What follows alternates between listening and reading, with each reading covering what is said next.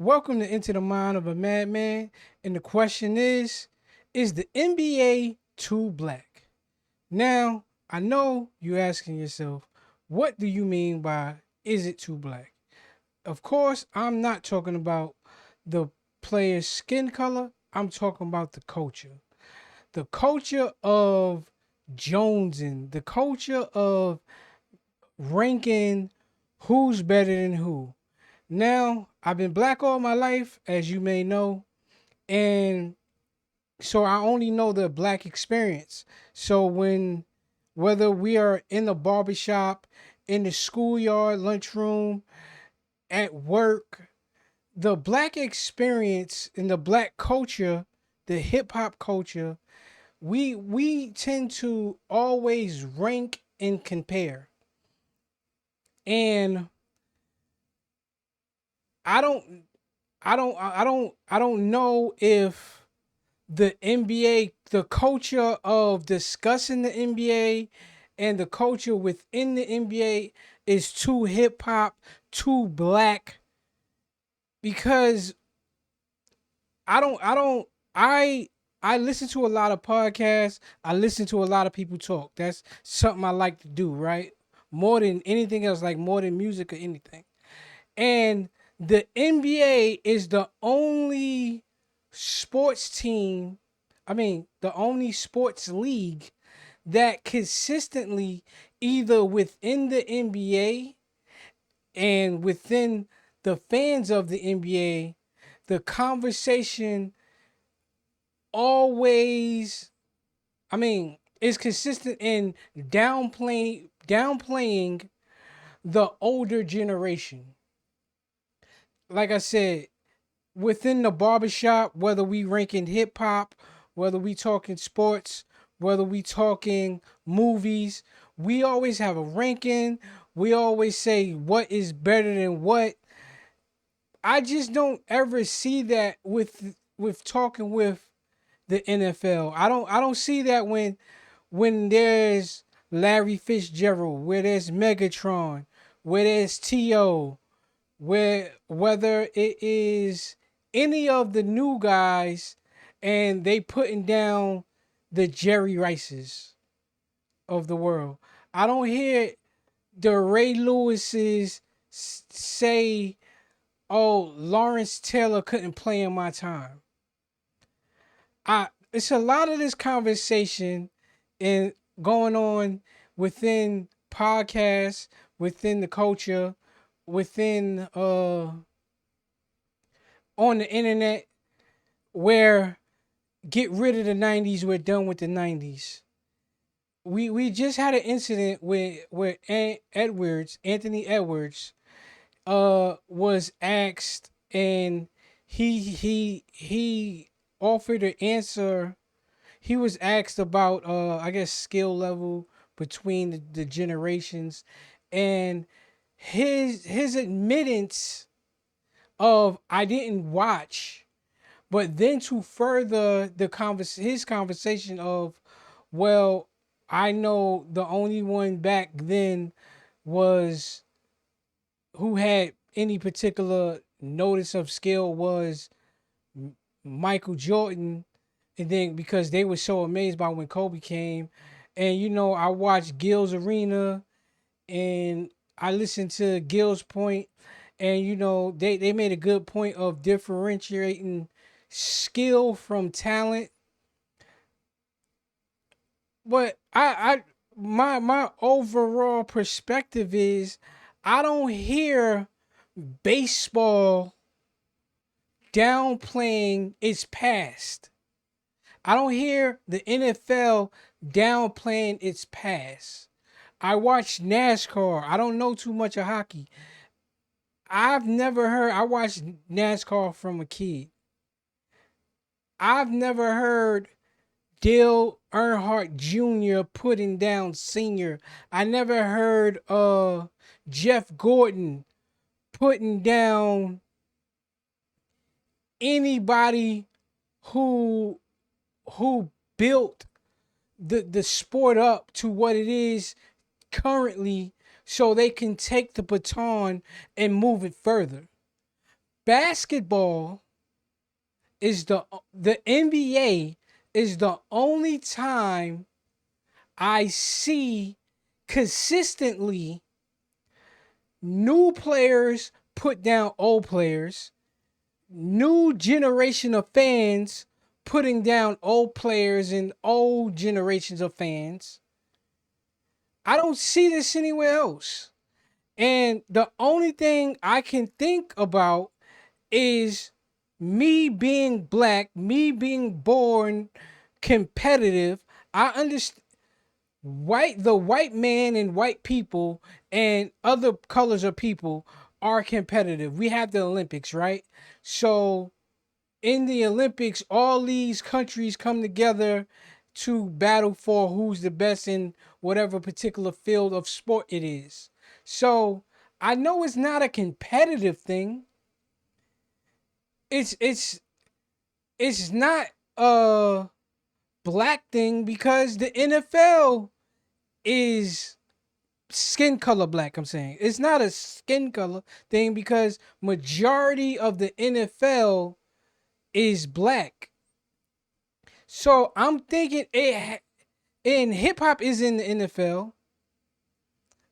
I just feel like maybe we took the hip hop, the black culture, the bagging, the joking, the whatever you call it in your region, whatever the jokes are, whatever the comparisons are, whatever the barbershop talk is, it just infiltrated the minds, the spirit, the energy of the NBA. And I'm just I find it hard, right? Me being born in 1984, me uh coming of age to where I was a Bulls fan. I was a Michael Jordan fan. I seen the 90s and I my first recollection and being that I grew up in New York, I'm gonna say that. I grew up in New York. Basketball was my first love type of thing. You know what I'm saying? I understand like people who grow up in like the South or something, football might be their first love. For me, basketball was my first love. And I just I'm just so confused on first off, first off, hold on, let me bring it back. Basketball is my first love. I believe in evolution. I don't know. I don't remember growing up hearing the MJs. I'm saying outside of the court. This is off the court talk I'm talking about. Because when you on court and you playing against each other, you gonna talk how you talk. So MJ played against Magic, played against Bird, played against Dr. J. Be it though it may be slightly there in the middle of it wasn't really their end. Because Magic and Bird got drafted in like 78, 79. Jordan got drafted in 80, 85. I mean 84. So he didn't come in necessarily at the end of their career. So he kind of got the good with them. You know what I'm saying? Kareem Abdul-Jabbar was still playing. Dr. J was still playing. So I've never heard, and social media wasn't around, but I've never heard a consistent talk outside of the game that these players weren't good enough. Growing up, I never knew Charles Oakley wasn't good. I never knew Anthony Mason wasn't good. I never knew whatever role players wasn't good. These were NBA players.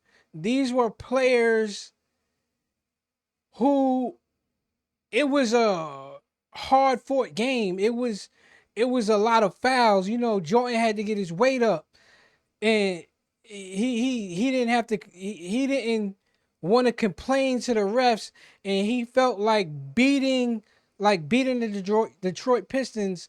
You had to show toughness.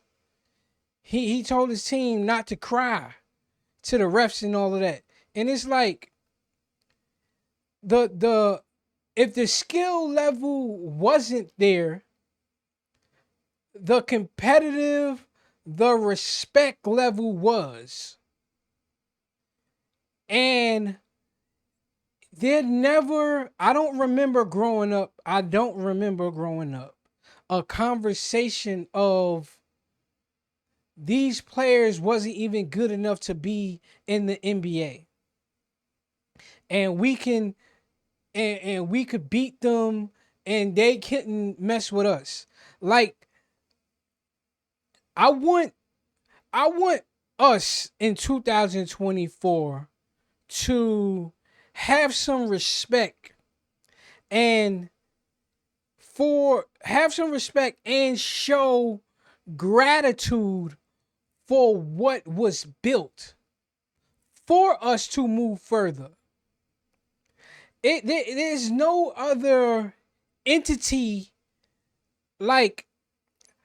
Let's take it off sports for a second because I don't think people really feel me. I the way life is, I don't think people really understand it. We have cars today that drive themselves, that are all electrical, that have cruise control, phones coming through the speakers, all types of electric windows, like all of these, they open up themselves, they close themselves. We got cars with all of this technology in them, but I've never once heard anybody uh talk bad about Henry Ford in the Model T. Like understand, the Model T as a car does not in no way shape compare to a Maybach or a Benz or BMW or whatever type of luxury car there is. It doesn't compare to a Ford Focus. It doesn't compare to a Nissan Altima. It doesn't compare to anything. But nobody ever says, yo, the Model T was trash. Understand, the Model T and the person who invented the car had to be put in production to get what we have today.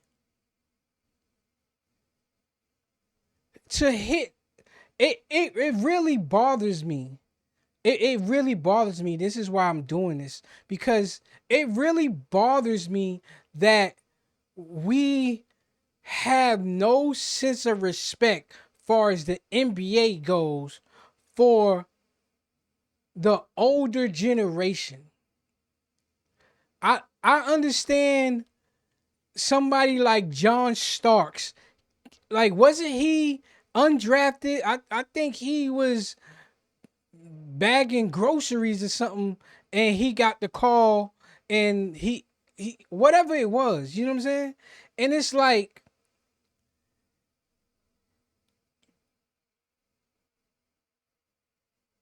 I know y'all don't watch, right? Y'all like Aunt Equus, you don't watch. A lot of y'all don't understand the grit, the toughness that came in the 90s. I understand y'all are dribbling around cones. Y'all going to AAU. Y'all taking all of these going like all of these basketball camps, basketball what is it? Like they got a ball right now that's always on my TV or internet or whatever. The little yellow ball that teaches you how to dribble. You got all of these videos to teach you how to shoot. You got all of these camps you can go to learn to shoot, to learn the game. I mean, back in the 90s, back when I grew up, yes, there were AAU teams and all of that. But a lot of learning was done playing ball, going to the park and playing. A lot of y'all learning today is in a gym where y'all learning like moves and cones and thought processes and like a lot of that came later, like high school, college for a lot of players. A lot of players growing up in the 90s really did it off pure talent of going to the parks, shooting in the parks. Like I said, of course, playing on a little travel team as a youth, and then going to an AAU team and all that, and those type of coaches and teaching you and all of these things. But now it's like, so I'm saying that to say, yes, I do understand the start level, the skill level is where it needs to be, but you don't get a Kobe, you don't get a LeBron without getting the MJ. Like, for me, MJ will be my number one, right? He'll all it's hard for me to replace MJ as my number one, being that I grew up in the 90s, growing up loving MJ. But the fact is, I never put the student over the teacher when the student takes everything from the teacher. Now, the student is supposed to be better than the teacher, right? That's the whole point of teaching somebody, so they can take what you're giving them and improve upon it, or find another shortcut, or find another loophole, or whatever it is. That's what evolution is supposed to be. But when everything in your persona, you wearing a number 23, you bulking up because MJ bulked up. You sticking your tongue out because MJ stuck his tongue out. You wearing Jordans because it was his sneaker. It's like my analogy for LeBron, my analogy for Kobe, my analogy for whatever players came after MJ who mimic MJ is this. Larry and Magic made a 5-bedroom house, right? Jordan and David Stern made a 18-bedroom mansion with elevators, dual staircases going up to the second, third floor or whatever. A swimming pool, indoor, outdoor, 10-car garage, all of that, right? What Kobe, what LeBron, what the future has done is took it from the big booty TVs to the flat screen TVs. It took it from the white refrigerator and the white appliances to the stainless steel appliances, to the regular pool, like, to say Olympic pool, to a heated pool, from a half court court, a half court basketball court in the backyard, to a full court in the backyard. They didn't make the house no bigger. The house is still 18 bedrooms, 10 bathrooms. Same square footage. They taking the same blueprint that David Stern and Jordan demolished the Larry Bird in the Magic House. Yeah, that was a nice 5-bedroom house, but now we got an 18-bedroom, 10-bathroom house. All they did was put the modern day furniture and appliances in the house. They ain't pushing no further. LeBron is doing the same movies as Jordan. I'm talking about basketball wise. LeBron is doing a hell of a job with the school, giving back, all of that, being friendly. We all know Jordan is not the most friendliest dude, and frankly, I kind of like that.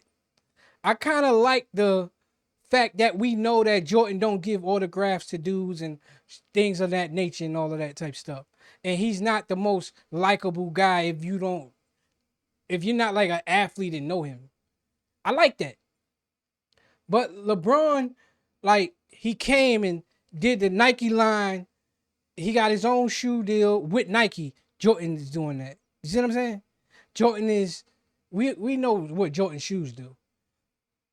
Jordan, he's doing the same thing. He doing the movies now. Like LeBron's doing way more movies. He got a whole production company and all that. So he's doing, like, he's LeBron. He's doing what he's doing. But as far as NBA, he's not taking it more global. He's not taking it to more places. Like, that was already in place.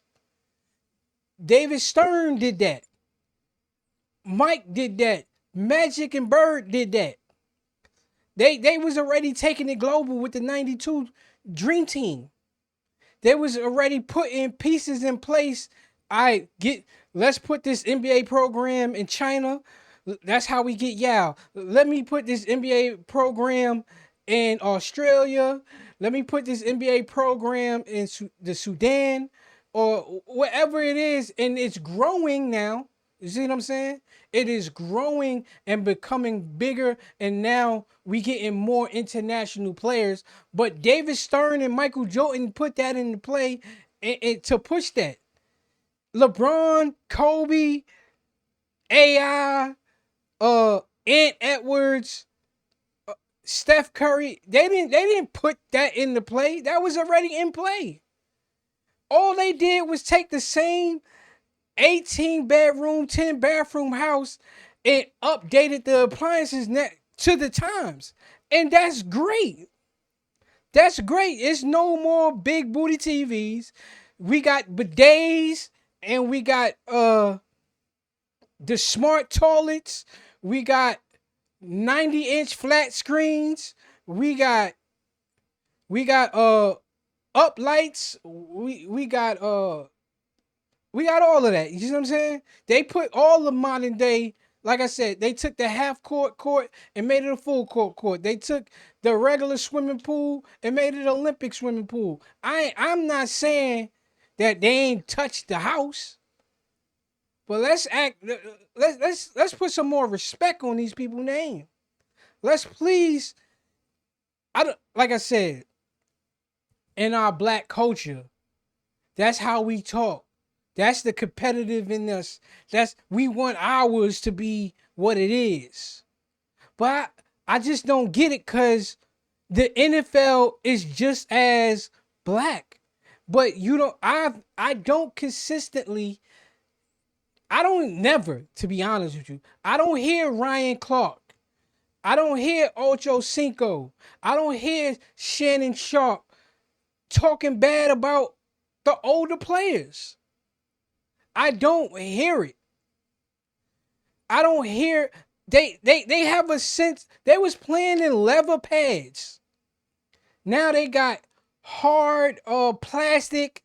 They hit harder, even though the game is kind of going back into the whole defensive play and all that. I never heard Charles Woodson talking bad about Deion, knowing like Deion was one of his idols type of thing. You know what I'm saying? It's like, what is going on in the NBA? Is it too black? Is it too much culture? Is it too much culture to where we bring in certain things within a black culture to the NBA, and now it's just infected of all of this. To me, it's just disrespect. It's disrespect. Those players was those players for that NBA time, and yes, you took it and made skill wise leaps and bounds. But older NFL players, yo, Randy Moss was an anomaly when he came in. I've never heard Randy Moss say, "Yo, Jerry Rice is trash. He couldn't compete with me." I've never heard it. I've never heard anybody talk bad about OJ outside of, I'm talking about far as the field. They talk crazy about OJ from his off the court, whatever, right? On like from on the field, off the court. I said about OJ. On the field, off the court, off the field. On the field, I've never heard anybody talk bad about OJ's career. Babe Ruth, known to be a drinker and smoker, is like the worst thing people ever say. Baseball, I've never heard Big Papi. I never heard Derek Jeter talk bad about Reggie Jackson. I've never heard them talk bad about